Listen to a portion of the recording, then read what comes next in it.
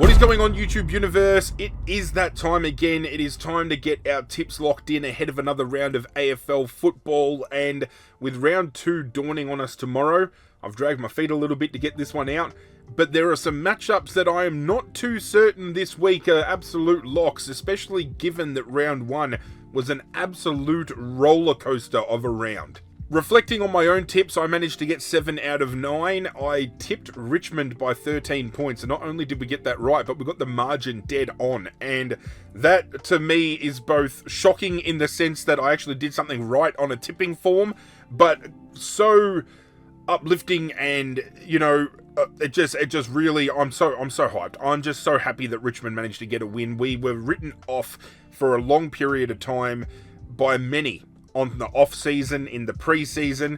Richmond are never going to win a game this year. They're going to have one of the worst track records this season in AFL history. And we came out and upset the Blue Baggers after being down by 41 points, if you don't mind.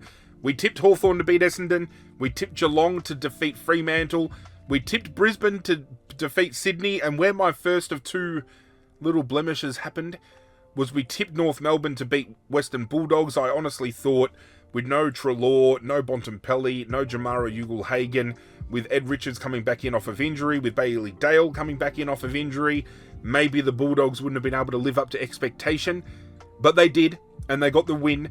There was a very ugly suspension that came out of this game. I am thinking about doing my own separate video while the round is going on this weekend to talk about the rulings that were found from round 1. If that's something you'd like to see, me covering like suspensions from each round and then following up with the tribunal hearings and whatnot, let me know in the comment section down below. I'm trying to work out different kinds of, you know, things that we can do here on this channel in the way of content.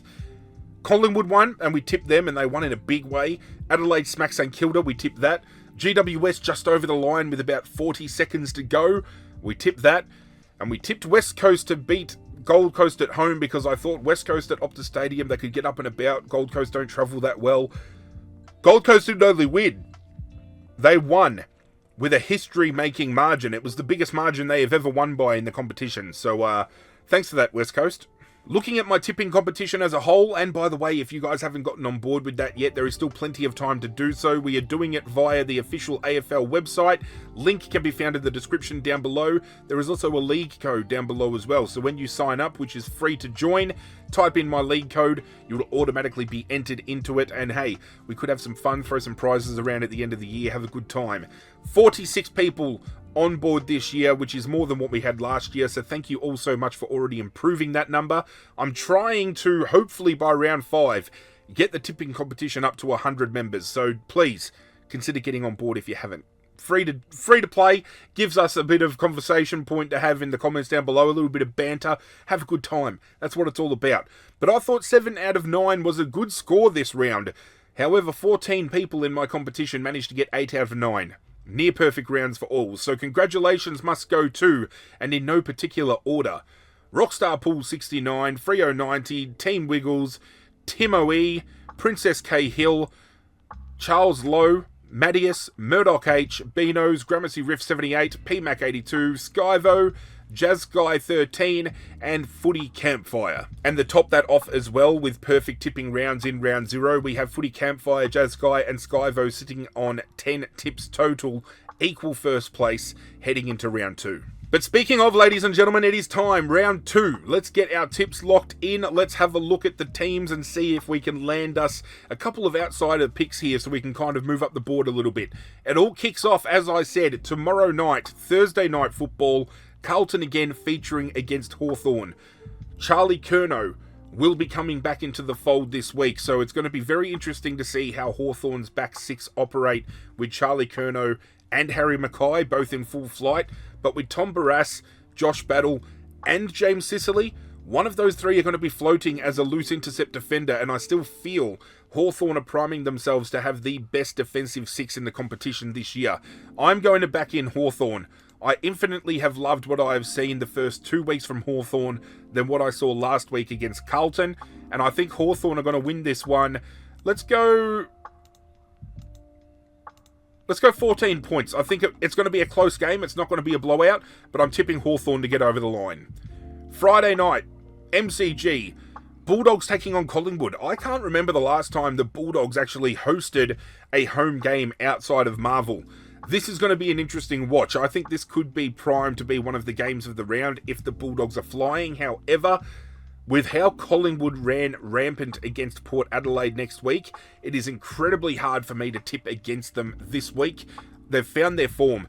Tim Membry, Dan McStay and Brodie Myercheck kicking 10 goals between themselves.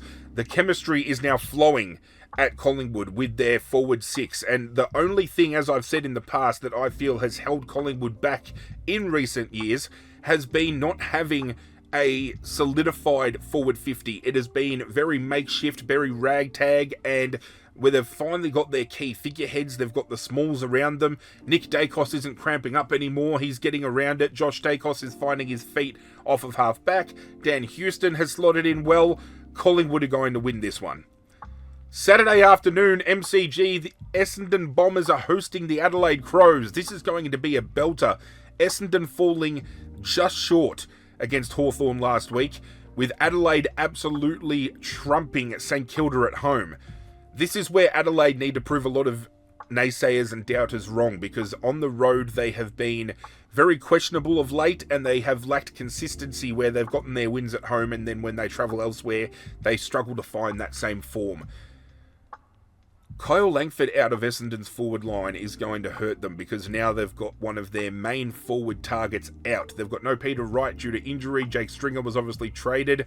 I'm actually going to go out on a little bit of a whim here. I'm going to say Adelaide travel to Melbourne and pick up a win. Big call, but sometimes you've got to go outside of the box a little bit to try and make up some numbers. Down at Adelaide Oval, Port Adelaide are taking on Richmond. Tip with my head, tip with my heart. Both of them are telling me that Richmond are going to roll through with momentum here. I mean, no Tom Lynch this week for Richmond, because he has been suspended for a week after that hit on Tom De Koning. Again, if you want to see a video discussing the fallout from round one in the way of the tribunal, I'm happy to do that as a separate video, because I feel the tribunal and the MRO have fundamentally fumbled the 3 charges that were challenged last night. But Port Adelaide, no Zach Butters. They proved against Collingwood that they are struggling up forward because they don't have that big-bodied person down there anymore. Finlayson, again, in defence.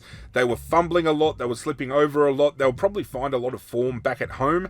This is probably... I'm almost talking myself into tipping against Richmond here, but I feel Richmond to be 41 points down and to just ride that momentum through for a win.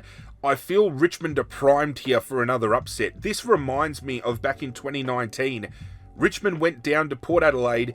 No Trent Cotchin, no Dustin Martin. We didn't have Jack Rewalt playing that game. We had a lot of senior talent out, and a lot of people wrote us off, and we picked up the win. I'm feeling a lot of that, and I think the internal just buzz and momentum coming into this game is going to be hard to squash. I'm tipping Richmond in an upset. Down at Marvel Stadium, St Kilda's taking on Geelong. You can't back against Geelong after what we just saw them absolutely do. I mean, St Kilda got smacked in Adelaide. They're going to come home up against a team that did a smacking on their own home turf. I don't see how St Kilda have any answers to knock off Geelong here. Geelong are not just going to win, they're going to win by 50 plus points. This is going to be another belting 2 weeks in a row for the Saints. Sunday, kicking off at the Gabba, we have Brisbane hosting the West Coast Eagles. If Gold Coast bounced the West Coast Eagles around on their home turf, there is no way they rock up to the Gabba and defeat Brisbane here. Brisbane win comfortably. I'm thinking even 10 plus goals here. This could get ugly quick. And hopefully, Lachie Neale can find some fucking form, because he was terrible in last week's game and they still managed to fall over the line against Sydney. So when you've got players like that who are going to get up and about, it's going to look dangerous. North Melbourne host Melbourne at Marvel Stadium. I'm going to tip Melbourne here, but I am not writing North Melbourne up for an upset. They were very valiant in defeat, if you want to use that terminology, last week against the Bulldogs. They can find a winning formula here. I think they can get on top of Melbourne. The ruck game between Gawn and Cherry is going to be absolutely sensational. And then when you look at the midfield game, and you've got the likes of Simpkin, Davies-Uniacke and Sheasel coming up against the likes of, Petrarca and Sparrow and Oliver. This is going to be a great fight. If Stephen May comes back in, I think Melbourne get the edge because Jake Lever will probably have to play on Nick Larkey here, and I think Nick Larkey can get the better of him. You'd rather a Stephen May back into this lineup to kind of solidify that game. Obviously, putting these tips in before team announcements are made, so they're always tentative. I always like to kind of swap and change my tips sometimes when team announcements are made, because they could sway a decision if like a key player is out or if they bring somebody in.